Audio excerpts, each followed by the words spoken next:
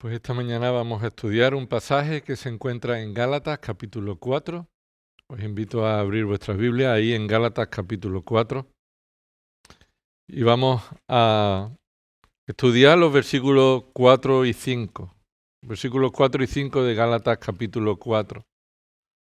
Donde encontramos el nacimiento esencial para el Evangelio. El nacimiento esencial para el Evangelio.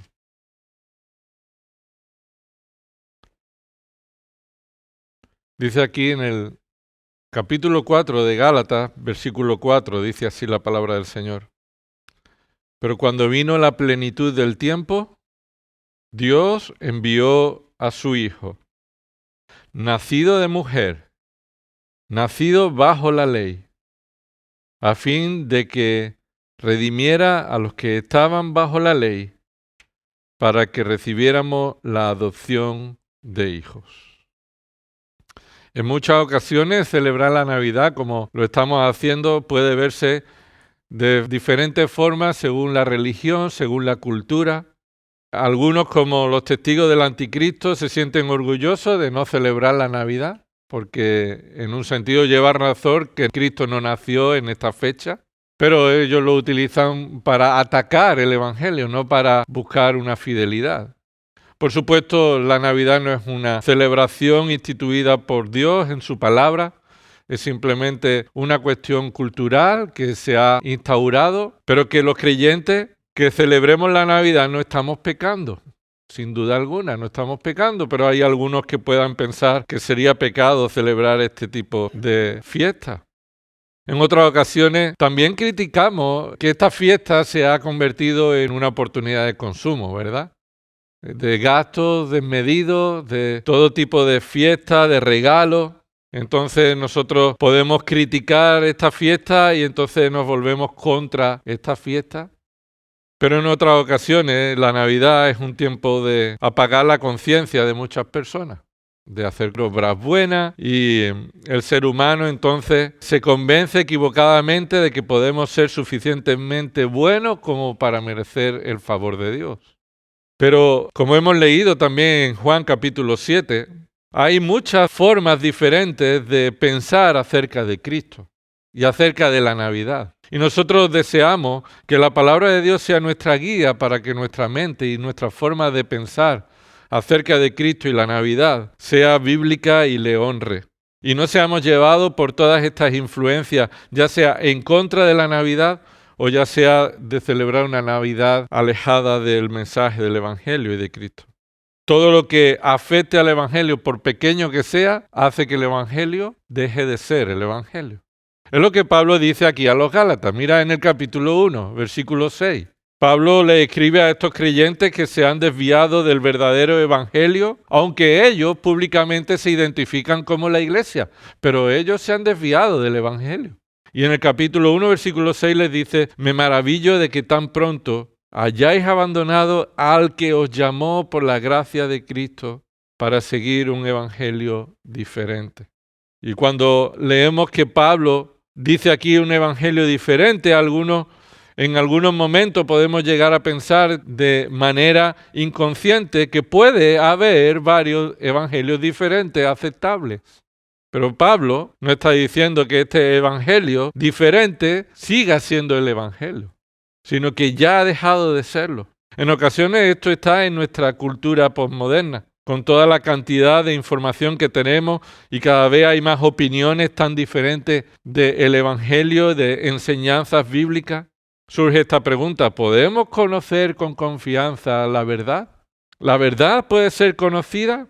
Y esta es la estrategia desde el principio del enemigo. El diablo sabemos qué es lo que hizo con Eva y lo que trajo el pecado a la humanidad. El diablo comenzó desde Edén con la confusión de la verdad. El Señor Jesús llamó al diablo ¿cómo? El padre de mentira. Y es que la mentira es lo que más ataca a la verdad del Evangelio.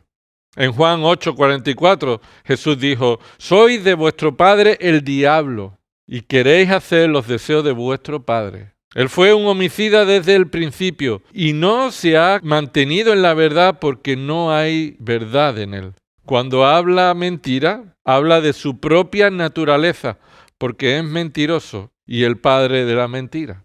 Entonces Jesús les dice, aquellos que escucháis las mentiras y lo seguís, sois de vuestro padre, el diablo. Así que para evitar la confusión de pensar que puede haber varios evangelios aceptables, y no tiene por qué haber un solo evangelio, todos podemos tener parte del evangelio con algunos cambios, pero que si lo esencial está ahí, entonces todos creemos el mismo evangelio. Pablo continúa enseñando esto en el versículo 7, míralo ahí, capítulo 1, versículo 7, que en realidad no es otro evangelio. Si alguno está pensando que puede haber varios evangelios, Pablo dice, en realidad, la verdad es que no es otro evangelio. Sigue diciendo, solo que hay algunos que os perturban y quieren pervertir el evangelio de Cristo. No hay otro evangelio. El único evangelio es el evangelio de Cristo. El evangelio de Cristo es el evangelio único, intocable, que no puede ser afectado porque ya que se vea afectado en algún punto, ya no es el evangelio, es otro evangelio. Esa palabra usada en esta misma carta, en Gálatas, para referirse a diferentes personas de entre los apóstoles. Mira capítulo 1, versículo 19. Todos son apóstoles, pero eso no les hace iguales entre ellos. Dice en el versículo 19, capítulo 1. Pero no vi a ninguno otro de los apóstoles, sino a Jacobo, el hermano del Señor. Esa palabra, ningún otro de los apóstoles. Es la misma palabra que se utiliza para hablar de otro evangelio, algo diferente. Así que el evangelio es pervertido por hombres que perturban a los que escuchan y pervierten el evangelio de Cristo. Solo hay un evangelio, hermano, el evangelio de Cristo. El evangelio predicado por Cristo. El evangelio centrado en Cristo. El evangelio sobre Cristo. El evangelio gracias a Cristo. El evangelio por medio de Cristo. El evangelio para la gloria de Cristo. Solo hay un evangelio y solo es el evangelio de Cristo. Y lo que entendemos por Navidad está relacionado con muchísimas cosas, pero los creyentes debemos centrar en todo momento de nuestra vida, pero en este tiempo especialmente, nuestra mente centrada en el verdadero evangelio. Porque hemos aprendido en 1 Timoteo que debemos cuidar este depósito que hemos recibido, este tesoro que tenemos. El evangelio de Cristo es el tesoro más valioso que hay en la tierra y solo la iglesia es la que lo posee. Solo Dios le ha dado este tesoro a la iglesia y la iglesia debe cuidarlo, protegerlo. Debemos cuidar el evangelio de Cristo y si es necesario sufrir por cuidarlo. Sufrir el dolor cuando se ataca, se pervierte o se menosprecia este evangelio de Cristo, de su gracia y misericordia para salvar a los que el Padre escogió. Cuando dice ahí Pablo, dice el versículo 7, que pervierte en el evangelio de Cristo. Esa palabra pervierte significa cambiar a lo contrario, darle la vuelta. Es decir, tocar un poquito del evangelio es colocar el evangelio en una dirección totalmente contraria. La misma palabra solo aparece en Hechos 2:20 al describir una situación apocalíptica antes del fin, en el que el sol dejará de dar la luz y se convertirá en tinieblas. Y eso es pervertir. Pervertir es algo que se vuelve totalmente contrario a lo que era. Un cambio, una perversión, una situación contraria a lo que se espera. Y eso es lo que sucede, hermano, cuando el evangelio de Cristo es trastocado lo más mínimo. No soporta ninguna alteración, no tolera ningún cambio. Si tú le cambias algo, podríamos decir, si fuera una receta, si tú le cambias 1 gramo, ya no es la receta original. El evangelio debe ser solo el evangelio de Cristo. No es el evangelio de Cristo y nuestras obras humanas. No es el evangelio de Cristo y la voluntad libre del hombre. No es el evangelio de Cristo y el cumplimiento de las tradiciones. No es el evangelio de Cristo y la filosofía y la psicología.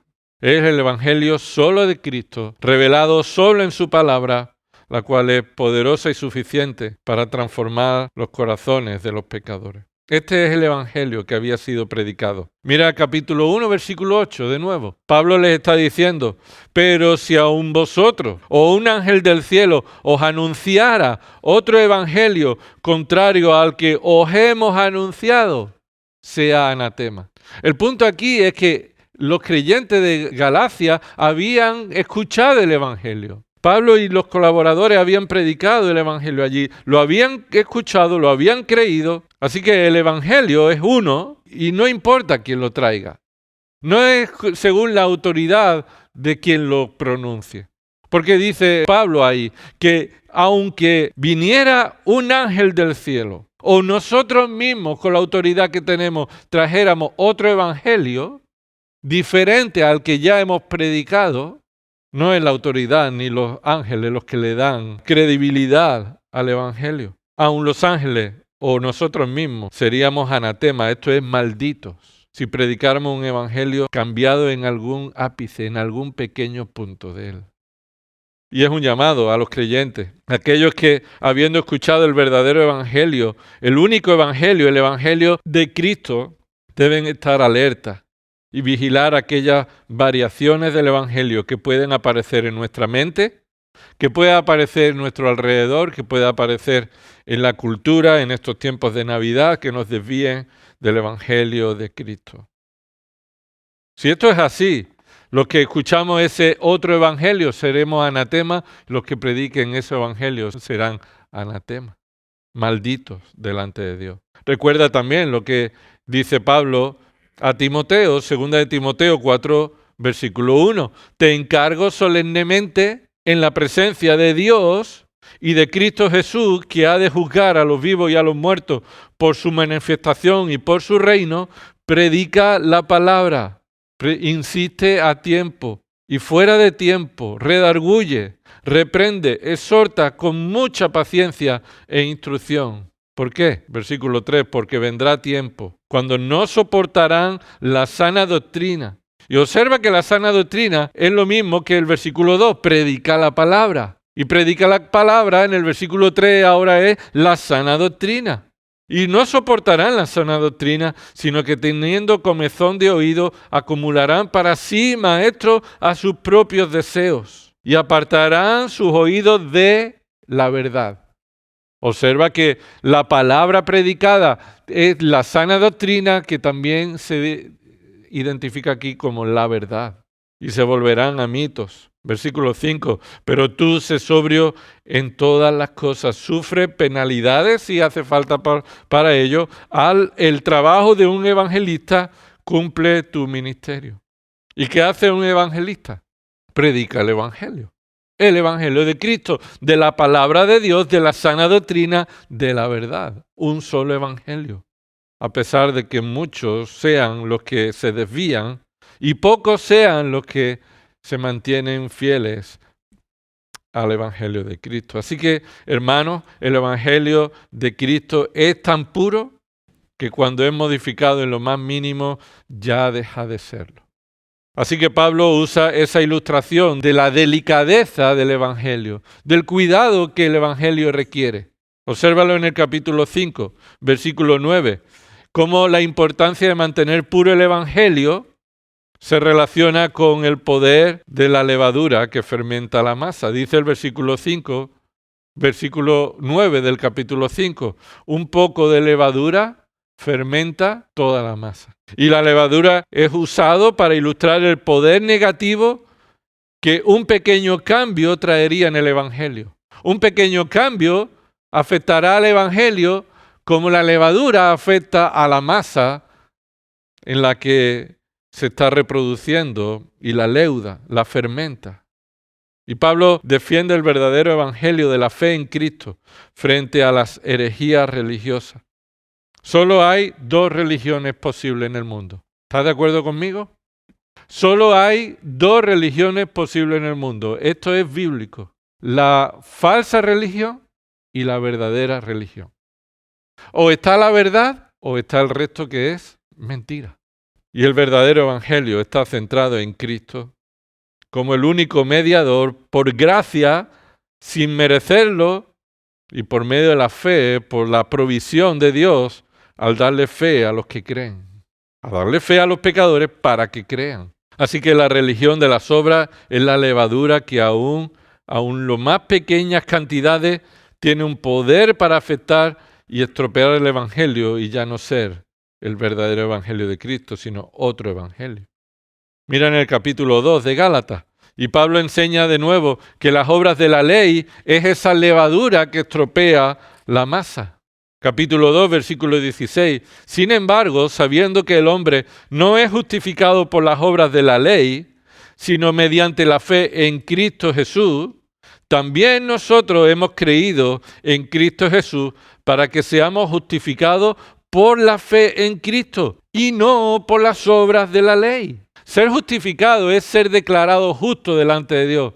Ser declarado justo delante de Dios es que Dios como juez, ya no hay nada en nosotros que nos vea como culpable, así que no tenemos deuda con la justicia de Dios. Y ser declarado justo no es porque nosotros seamos justos y cumplamos la ley, y entonces seamos declarados justos porque cumplimos la ley, sino que somos declarados justos por la fe en el justo. La fe en Cristo únicamente, reconociendo que no lo somos, pero que por su gracia y sacrificio sustitutivo, Él ocupó nuestro lugar en la cruz para que ahora su justicia se nos atribuya a nosotros.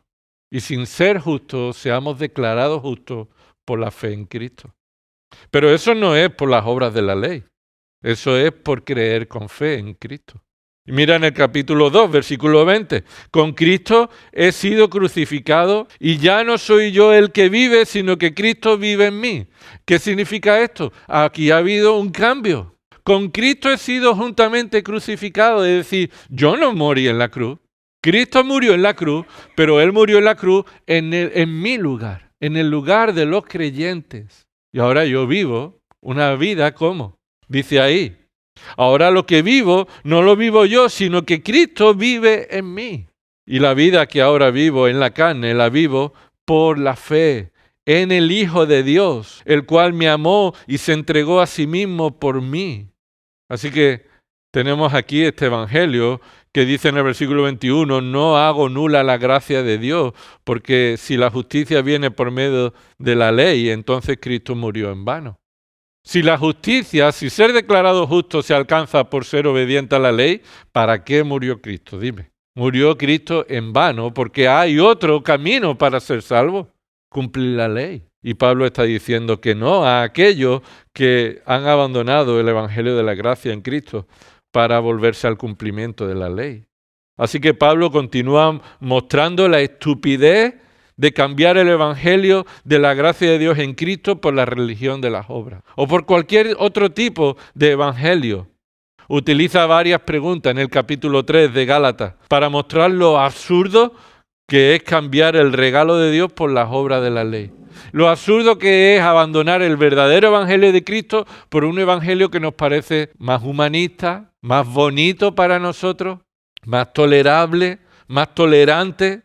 Dice el capítulo 3, versículo 1, esta pregunta retórica. ¿Quién os ha fascinado a vosotros ante cuyos ojos Jesucristo fue presentado públicamente como crucificado? ¿Quién ha hecho esto que os ha fascinado con una mentira tan grande? Esto es una locura, dice Pablo.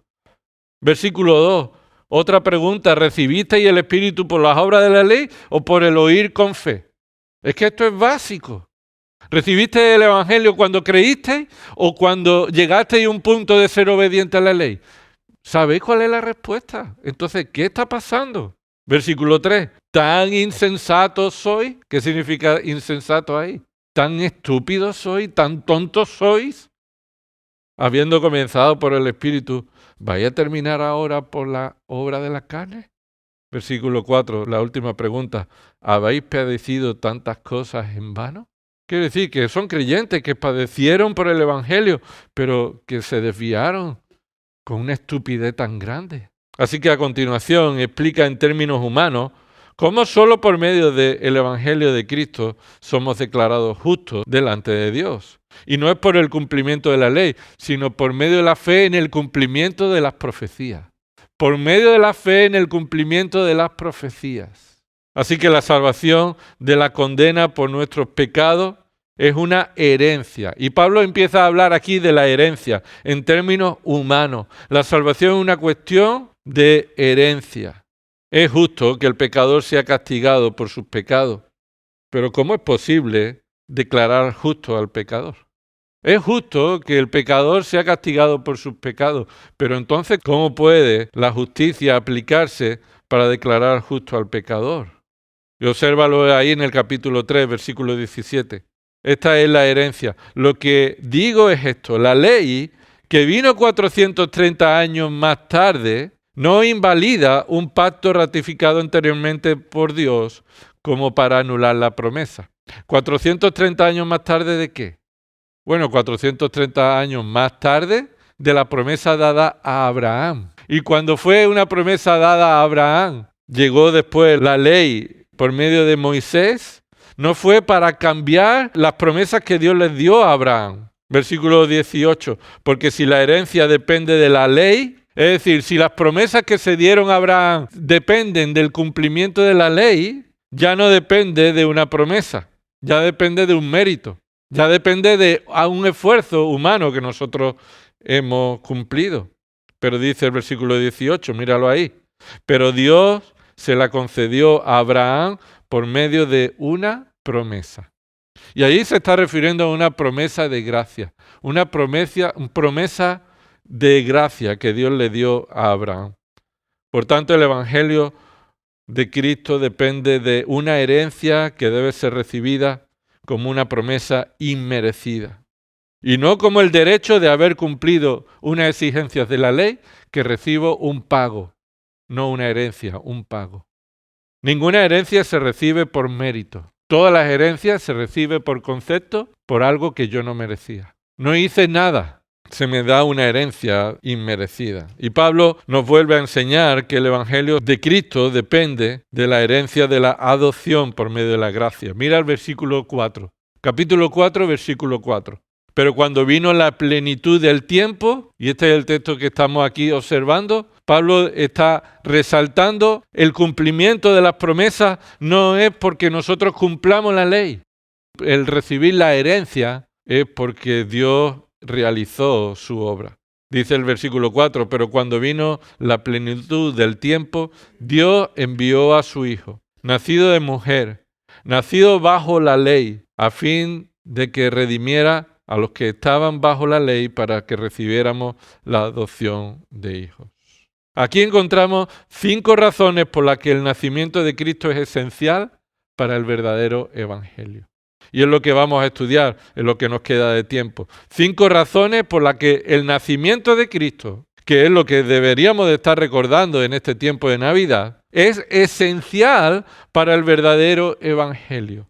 Razones por las que debemos dar gloria a Dios al recordar el nacimiento de Cristo. Razones de por qué el nacimiento de Cristo es fundamental, esencial para el evangelio. Sin el nacimiento de Cristo no hay evangelio de la gracia. Si Cristo no hubiera nacido, no podríamos ser salvados. La herencia no llegaría a nosotros y continuaríamos en nuestros pecados si Cristo no hubiera nacido. Es esencial el nacimiento de Cristo, en primer lugar, por el momento en que sucedió, por el cuándo. El nacimiento de Cristo llegó en el tiempo decretado por Dios. Es decir, está en la mano de Dios. Está en el programa de Dios, en la agenda de Dios. Versículo 4 dice ahí, observa, pero cuando vino la plenitud del tiempo. Y ese pero conecta en momento concreto, cumplido plenamente, con otro tiempo que se ha señalado anteriormente. Mira el mismo capítulo, versículo 1. Digo pues, mientras el heredero es menor de edad, en nada es diferente del siervo, aunque sea el dueño de todo, sino que está bajo guardianes y tutores hasta la edad señalada por el Padre. Así también nosotros, mientras éramos niños, estábamos sujetos a servidumbre bajo las cosas elementales del mundo. Lo que Pablo está diciendo, utilizando un lenguaje figurado para mostrar la historia de la revelación de Dios a la humanidad, la está comparando con el proceso de la madurez de un ser humano. Mientras éramos niños, ¿ves? Ahí. Y está hablando de que Dios está actuando a lo largo de la historia y lo utiliza como un lenguaje figurado, mientras el heredero es menor de edad, versículo 1, mientras el heredero es menor de edad, ese es un tiempo, un momento. Versículo 3, así también nosotros mientras éramos niños, otro tiempo, otro momento de la historia. Es una etapa comparada con la niñez, es el tiempo en el que el hombre solo está bajo el pacto de la ley. Si quería acercarse a la herencia, ellos pensaban que tendría que ser cumpliendo la ley. Pero Dios, dice ahí, es señalado como el padre que coloca a los hijos bajo los tutores y los guardianes. Versículo 2. Él es el que coloca a los hijos bajo los guardianes y los tutores. Mira el capítulo 3, versículo 24. De manera que la ley ha venido a ser nuestro ayo. ¿Qué es un ayo? Precisamente esto, un tutor, una niñera. Alguien que está al cuidado de un bebé o de un niño pequeño. Así que la ley ha venido a ser nuestro ayo para conducirnos ¿a quién? ¿Qué dice ahí tu Biblia? Para conducirnos a Cristo. Así que Dios nos puso bajo una niñera. ¿Y cuál era la niñera? La ley. La ley se nos dio no para que nos pudiéramos salvar por medio de ella, sino como una niñera para llevarnos a la necesidad de un Mesías, de un Salvador. Y dice ahí el versículo 24, a fin de que seamos justificados por fe. No por ley, sino por fe en Cristo. Versículo 25, pero ahora que ha venido la fe, ya no estamos bajo ayo. Ya no estamos bajo la ley. Así que Dios, quien ha determinado la edad señalada para dejar de estar bajo la ley, cuando vino la plenitud del tiempo, el Señor mandó a su Hijo. Ahora, ¿qué significa la plenitud del tiempo? Significa que ese tiempo formaba parte de un plan decretado. Es decir, es como si se cumpliera el cronómetro. Dios tiene un plan en el que hay etapas y cada vez que termina una etapa y comienza otra, en el cronómetro de Dios se pone un tiempo de nuevo determinado. Así que va una cuenta atrás. ¿Y sabéis cuándo termina la cuenta atrás? Es el cumplimiento del tiempo. El tiempo se ha cumplido. Ha terminado el tiempo en el que Dios había decidido que Él iba a actuar en medio de la humanidad. Un plan decretado, diseñado por Dios, actuar en la historia de la humanidad para cumplir las promesas que fueron dadas a Abraham. Así que, hermano, lo que nos está diciendo es que el nacimiento de Cristo nos muestra que es esencial para el Evangelio, porque Cristo no fue una improvisación. El nacimiento de Cristo no fue improvisado. Cristo nació cuando Dios decidió que sucediera. Cuando era en el momento adecuado. Y todos los detalles de la historia de la Navidad pueden parecer que Dios no hubiera pensado en una época adecuada. Si recuerdas cuando nació Cristo, ¿quién estaba gobernando? Herodes, que era tremendamente cruel. ¿Qué hizo Herodes cuando los sabios se volvieron en lugar de llamarlo para adorar al niño, como Herodes había pedido? Se enfureció tanto que mató a todos los bebés de 2 años para abajo. El Señor no podía haber mandado a su Hijo. Dios no podía haber mandado a su Hijo en otra época que gobernara a alguien más tolerante. Dios no podía haber mandado a su Hijo en otro tiempo en el que José y María tuvieran un poco más de dinero y no tuvieran que pasar la noche en un establo. Es que Dios se equivocó, es que las cosas suceden así de imprevisto. No, Dios controla cada acto que sucede en la historia. En el nacimiento de Cristo y en tu vida. Nada está fuera de su control. Y lo que ahora nos está pasando o las situaciones que ahora estamos atravesando están bajo su control para cumplir un propósito en el que nosotros seamos transformados a la imagen de Cristo en este tiempo para que traigamos gloria a su nombre. Todo sucede en el tiempo en el que Dios lo ha decretado. Así que todos los detalles pueden dar la apariencia de que Dios no tenía esto planeado. Pero dice ahí en el versículo 4, pero cuando vino la plenitud del tiempo, cuando llegó el momento, cuando el cronómetro llegó a 0 para otro evento importante en la historia, Cristo nació cuando vino el cumplimiento del tiempo. Que no sea como nosotros lo hubiéramos imaginado, no significa que no esté bajo el control de Dios. Y que tu vida no sea como la que tú estás esperando, no significa que Dios no esté al control. ¿Y bajo el control de quién creemos que podría estar mejor nuestra vida? ¿Qué cambiarías tú de tu vida hoy? Hoy. ¿Crees que los planes de Dios son peores que los que tú hubieras diseñado? Entonces, este control soberano perfecto de Dios nos enseña que el Evangelio está sucediendo tal como Dios quiere que suceda y que el único Evangelio es planificado y realizado según la voluntad de Dios que nadie puede estorbar. Job capítulo 9, versículo 12, apúntalo si quieres, no vaya allí. Dice, si Él arrebatara algo, ¿quién lo estorbaría? La respuesta es nadie. Si Dios quitara algo, ¿quién podría evitar que Dios se lo quitara? Nadie. ¿Quién podría decirle, ¿qué haces? Job capítulo 11, versículo 10, si Él pasa o encierra o convoca una asamblea, ¿quién podrá estorbarle? Respuesta, nadie. Todo está sucediendo bajo su control soberano y nadie podrá evitarlo. Job 42, versículo 2 dice, yo sé que tú puedes hacer todas las cosas y que ningún propósito tuyo puede ser estorbado. Y yo te pregunto, ¿tú sabes esto? ¿Tú sabes que ningún propósito de Dios puede ser estorbado? Y si Cristo nació en el tiempo determinado y nos muestra la soberanía de Dios controlando todos los sucesos de la historia, también está al control de tu salvación y de tu vida en cada minuto de esta tierra. Eclesiastés 3.1 dice, hay un tiempo señalado para todo. Hay un tiempo para cada suceso bajo el sol. Un tiempo de morir, un tiempo de vivir, un tiempo de sembrar, de recoger. Pero Eclesiastés no está diciendo que hay un tiempo en el que la suerte o el mantra o cualquier cosa como el destino es quien lo controla. No, Dios tiene un tiempo para cada cosa. Un tiempo donde no hay dolores y un tiempo con dolores. Un tiempo de sanidad, un tiempo de enfermedad. Un tiempo en el que Dios está usando para su gloria y nuestra bendición. Este tiempo se cumplió y Cristo nació. Y que Cristo naciera en el tiempo determinado por Dios es que Dios está al control del Evangelio y del cumplimiento del Evangelio. Marcos 1, versículo 15 dice, y diciendo, el tiempo se ha cumplido y el reino de Dios se ha acercado, arrepentíos y creed en el Evangelio.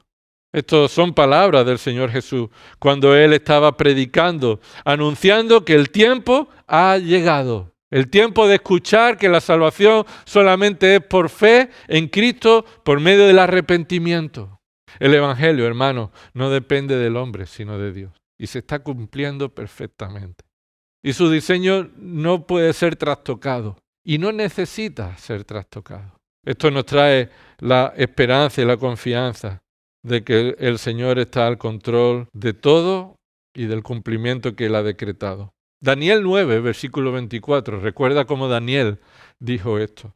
70 semanas han sido decretadas sobre tu pueblo y sobre tu santa ciudad, para poner fin a la transgresión, para terminar con el pecado, para expiar la iniquidad, para traer justicia eterna, para sellar la visión y la profecía y para ungir el lugar santísimo. Y ahora le dice, has de saber y entender que desde la salida de la orden para restaurar y reconstruir Jerusalén hasta el Mesías príncipe, habrá 7 semanas y 72 semanas. Volverá a ser edificada con plazas, fosos, pero en tiempos de angustia. Después de las 62 semanas, el Mesías será muerto y no tendrá nada. Y el pueblo del príncipe que ha de venir destruirá la ciudad y el santuario. Su fin vendrá con inundación. Aún hasta el fin habrá guerra. Las desolaciones están determinadas. Lo que Dios estaba haciendo con Daniel es decirle, hay un programa con días señalados para que se cumpla su plan. Y eso es lo que Pablo también escribió a los Efesios. Efesios capítulo 1, versículo 10, con miras a una buena administración en el cumplimiento de los tiempos. Dios administra los tiempos. Y en el cumplimiento de esa administración dice que Dios va a reunir todas las cosas en Cristo. Tanto las que están en el cielo como las que están en la tierra. Así que Efesios capítulo 1, versículo 10 nos muestra que el plan soberano de Dios por medio del Evangelio, Dios lo hace cumplir en el tiempo que Él ha decretado. Y ese tiempo está bajo su control. Y nosotros estamos bajo el tiempo que Dios ha decretado. Así que, hermanos, adoramos a Cristo que vino en un tiempo determinado, controlado por Dios. Y no dejamos que el Evangelio sea manchado por aquellos que dicen que Dios está interviniendo de manera improvisada, que Dios está actuando en respuesta a lo que el hombre haga. Esa es teología de la apertura de Dios. Dios está abierto a responder a lo que el hombre haga, entonces es el hombre quien actúa libremente y Dios va actuando dependiendo de lo que el hombre haga. Ese no es el Evangelio. El Evangelio es el Evangelio del control soberano de Dios en todos los detalles, aún en el nacimiento de su Hijo. Cristo nació cuando se cumplió el tiempo concreto definido por Él. En segundo lugar, vemos que el nacimiento de Cristo es esencial para proteger el Evangelio por el de quién, por el de quién. ¿Quién hizo que Cristo naciera? Y lo que nos dice aquí Pablo en Gálatas 4, versículo 4, es que fue por iniciativa divina. Dios no solamente ordenó el momento, sino que fue su iniciativa la que actuó directamente para que Cristo naciera. Dice ahí el versículo 4, pero cuando vino la plenitud del tiempo, Dios envió. Eso es clave, fundamental. Esto es el Evangelio en el que Dios actúa y salva a pecadores. Esto es cómo se puede definir el Evangelio. Dios salvando a pecadores. No pecadores salvándose por medio de lo que Dios le pone en una mesa y entonces ellos llegan y lo cogen y se salvan. Dios salva a los pecadores. Dios trae la iniciativa, no de hacernos salvables, no de hacer posible la salvación, sino de hacer realidad la salvación. Dios hizo que Cristo naciera. Había mucho que decir sobre estas 5 palabras, pero solo señalar 2 verdades de esto. En primer lugar, la iniciativa divina es por gracia y amor. La iniciativa divina es por gracia y amor. El hombre necesita la iniciativa divina de Dios, porque si no, todavía el hombre continúa deseando lo malo y alejándose de la luz, de la verdad. A menos que Dios actúe por gracia, el hombre nunca buscaría a Dios. No es el hombre el que ha pedido a Dios que mandara un Salvador. Es Dios quien había planeado enviar a un Salvador de los hombres por amor al mundo. ¿Qué dice Juan 3:16? Porque de tal manera amó Dios al mundo, se refiere a la humanidad. No se refiere a cada individuo, sino a toda la humanidad. Porque Dios de tal manera amó al mundo que ha dado al mundo un Salvador, como ellos, un hombre Salvador, un hombre que los salvara, quien es Dios, para que todo aquel que cree en Él, en el Salvador, en su Hijo, no se pierda, mas tenga vida eterna. Así que esto implica que algunos se van a perder, porque esa es la condición en la que estaban, pero de todos ellos, algunos que van a creer son los que Dios va a salvar. Y Dios amó al mundo proveyendo un Salvador. ¿Cuál es la primera forma en la que vemos que Dios amó al mundo? En que dio a su Hijo. Así que cuando llegó el cumplimiento del tiempo, ¿Dios qué? Envió. Es la iniciativa de Dios. Nadie estaba pidiendo que Dios enviara a nadie. Es Dios quien prometió en el Antiguo Testamento que Él enviaría un Salvador.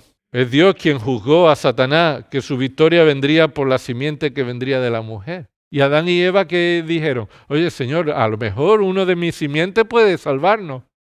No, fue el plan de Dios que dijo a Satanás, de la simiente de ella va a venir uno que te va a aplastar la cabeza. Esa es la provisión de Dios. Así que el Evangelio no es la colaboración de Dios y el hombre. El Evangelio de Cristo es la obra de Dios hacia los hombres. Dios tiene la iniciativa por gracia y amor, pero también vemos que Dios Padre envió a su Hijo, quien también es Dios. No envió a un hombre, envió a su Hijo, quien es Dios, y lo envió para que se hiciera y naciera. Dice ahí el versículo 4, pero cuando vino la plenitud del tiempo, Dios envió a su Hijo. Y ahí su Hijo se refiere a la segunda persona de la Trinidad, aquel que desde antes de la creación ya existía. Juan 1:1, en el principio existía el Verbo. Ya existía el Verbo cuando Dios creó y el Verbo estaba con Dios. Es decir, el Hijo ya estaba con el Padre. ¿Por qué? Dice Juan 1:1, porque el Verbo era Dios. Así que Dios envía a su Hijo, quien también es Dios. No envía a un hombre, no envía a Pablo, a Moisés, a Abraham, a uno como tú y como yo. Cristo es un hombre único y especial porque Él es Dios. Así que debemos adorar a Dios por su gracia, por su revelación perfecta, porque en el Hijo, en quien se encuentra corporalmente la plenitud de la deidad, según Colosenses 2:9, el Hijo ha sido enviado por el Padre. Así que Dios controla los tiempos, Dios tiene la iniciativa. En tercer lugar, vemos la tercera verdad que nos muestra que el nacimiento de Cristo es esencial en el Evangelio y tiene que ver con el cómo, Dios envió a su Hijo y la pregunta es, ¿cómo lo envió? ¿Y qué dice ahí tu Biblia en el versículo 4? Que cuando vino la plenitud del tiempo, Dios envió a su Hijo, nacido de mujer, nacido bajo la ley. Ese es el medio, la forma en la que Dios envió a su Hijo. No lo envió de una manera madura, un lunes, y el viernes murió y el domingo resucitó. ¿Podía haber hecho eso Dios o no? Yo podía haberlo hecho. O sea, por poder podía haber enviado a su Hijo el lunes, siendo ya un tiarrón como era, y morir el viernes y el domingo resucitar. Pero esa no era la forma en la que Dios había provisto la salvación para los hombres. Era necesaria que fuera uno como nosotros. No que se pareciera, no que tuviera la apariencia, no que ocupara el cuerpo de otro, nada de eso. Tenía que nacer como nosotros nacemos. La promesa en Génesis 3:15, ¿cuál era? De la simiente de la mujer, es decir, de uno nacido de una mujer. Así que esta es la forma en la que es esencial el nacimiento de Cristo para el Evangelio.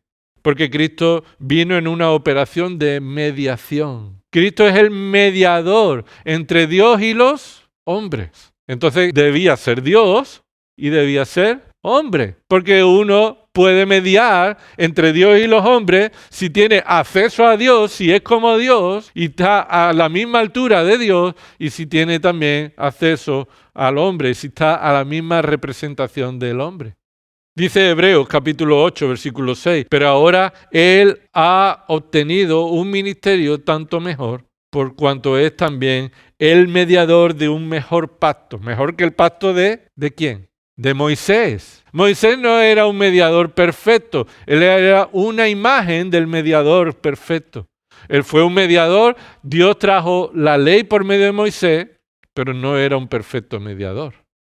Así que el Señor trajo un ministerio mucho mejor que el de Moisés, un mediador de un mejor pacto establecido sobre mejores promesas. Para ser un mediador perfecto, entonces, era necesario que Cristo sea hombre, además de Dios, y eso significa nacido de mujer.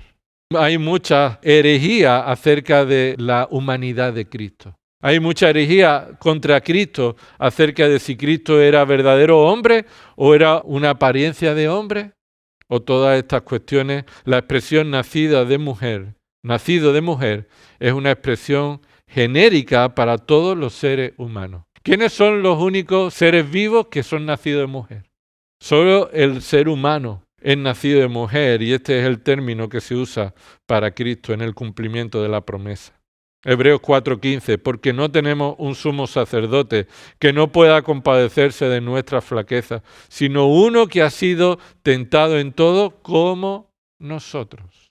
Y como nosotros significa en la misma situación y condición que nosotros, estando en la carne, siendo como uno de nosotros, pero Él fue tentado sin pecado, resistió toda tentación posible, en toda intensidad posible, en toda variedad posible. Cristo es un perfecto mediador.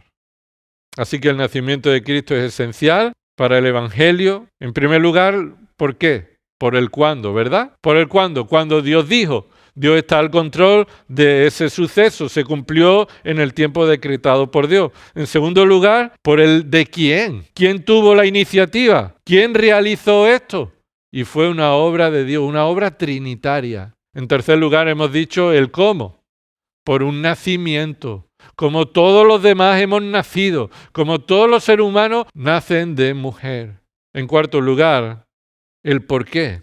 Y es que el nacimiento de Cristo fue porque Él redime de pecado. Porque Él redime de pecado. Y dice el versículo 5, ahí no es tanto un propósito, sino un porqué. ¿Por qué tenía que suceder esto así? A fin de que redimiera a los que estaban bajo la ley. Porque Él era el Redentor. El hombre es esclavo y por naturaleza es condenado, y la herencia no es para los esclavos, sino para los hijos, acaba de decir antes. Los que están bajo la ley. Mira el versículo 23 del capítulo 3, un momento, ahí en Gálatas. Gálatas 3:23. Y antes de venir la fe estábamos encerrados bajo la ley, confinados para la fe que había de ser revelada. Y esto es lo que se nos muestra en el Evangelio en Navidad. Que los que estábamos encerrados bajo la culpa de nuestro pecado porque hemos infringido la ley de Dios y hemos ofendido su santidad, solamente podemos ser redimidos por un hombre perfecto. Un hombre perfecto que nos librara, que nos redimiera, que pagara la culpa, el precio de nuestra condenación, de nuestra libertad.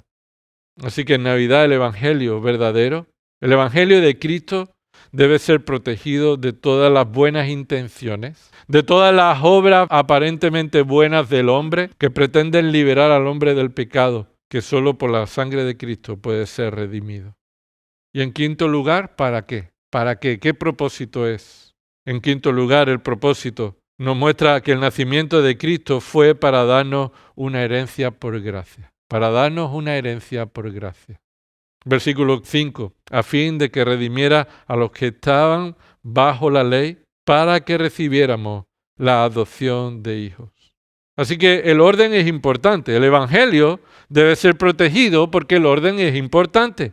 De prometer la herencia por Cristo y algo más. Mira, esto ocurría con los cristianos que habían conocido la gracia de Dios en Cristo, pero que volvían a confiar en las obras para recibir los beneficios. No hay herencia para los que no son hijos. La herencia es para los hijos. ¿Y cómo podemos recibir esa herencia? Si somos adoptados. Yo te pregunto, ¿quién adopta? ¿Es el hijo quien decide quién le va a adoptar? ¿O son los padres los que deciden a quién van a adoptar? Dime. Ese es el principio del Evangelio.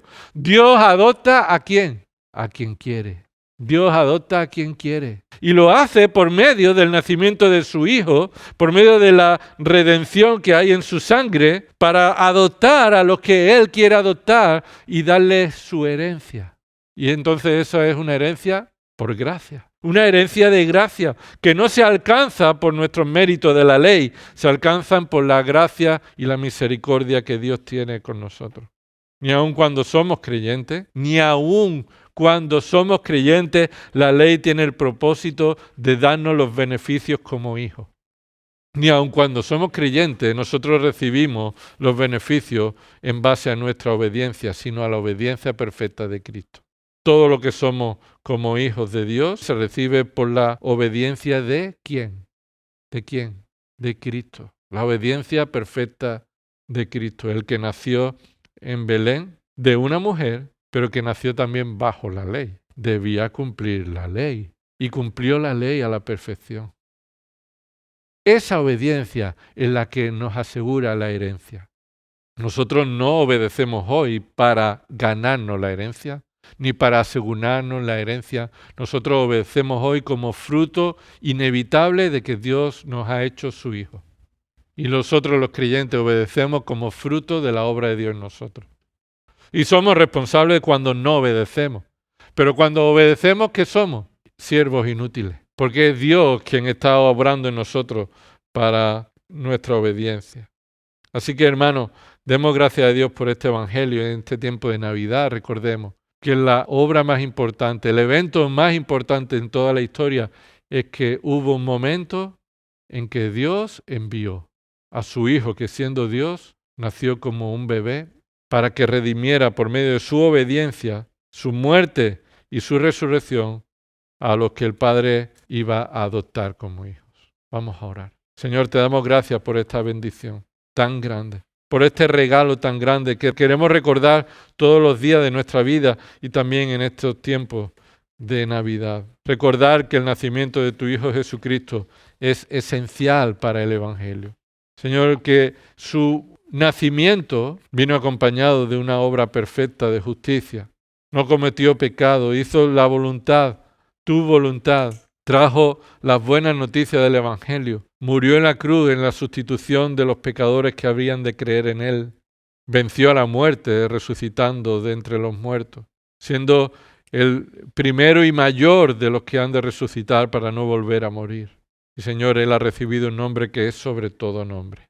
Así que te damos gracias porque tu Hijo nació, pero no se quedó como un bebé. Él es el soberano, el Rey de reyes y Señor de señores, a quien debemos honrar y predicar. Gracias por habernos salvado. Y trae salvación si en esta mañana hay alguien que pensaba que Cristo simplemente era un hombre más y que pensaba que no necesitaba la salvación que solo en Cristo hay. Trae convencimiento de pecado y fe para creer en Cristo únicamente. A ti sea la gloria en el nombre de Jesús. Amén.